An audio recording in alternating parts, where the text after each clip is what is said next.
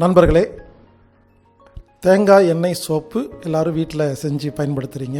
இப்பொழுது அந்த தேங்காய் எண்ணெய் சோப்பில் 13 வகை தேங்காய் எண்ணெய் சோப்பு எப்படி தயாரிக்கிறது அப்படிங்கிறத உடுமலைப்பேட்டையை சேர்ந்த மோகன் ஆனந்த் ஐயா அவர்களும் சுதா தம்பதியினர் இப்பொழுது உங்களுக்கு தெளிவாக சொல்லிக் கொடுக்க போகிறாங்க. அதன் பிரகாரம் நீங்களும் விதவிதமாக சோப்பை தயாரித்து பயன்படுத்துங்க. இப்பொழுது கடலை மாவில் எப்படி சோப்பு தயாரிக்கிறதுன்னு உங்களுக்கு கற்றுக் கொடுப்பாங்க.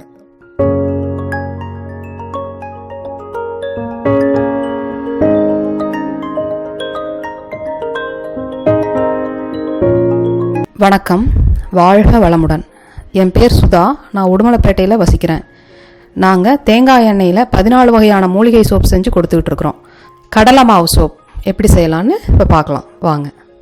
கடலை மாவு சோப் செய்வதற்கு தேவையான பொருட்கள் என்ன அப்படிங்கிறத நான் இப்போ சொல்கிறேன். தண்ணீர் 1/4 லிட்டர், காஸ்டிக் சோடா 150 கிராம், தேங்காய் எண்ணெய் 1 லிட்டர், கடலை மாவு 100 கிராம்.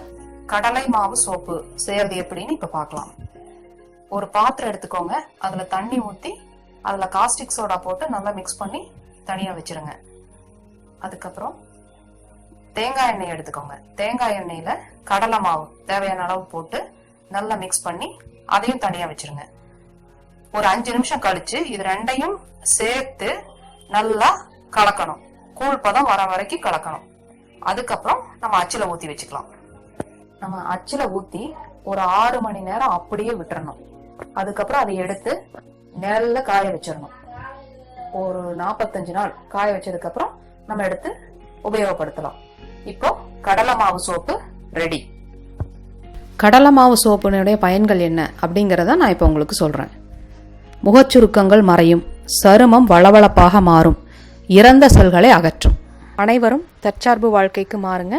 இந்த வாய்ப்பை எங்களுக்கு அளித்த திரு ஹீலர் பாஸ்கர் ஐயா அவர்களுக்கு நன்றி. வாழ்க வளமுடன்.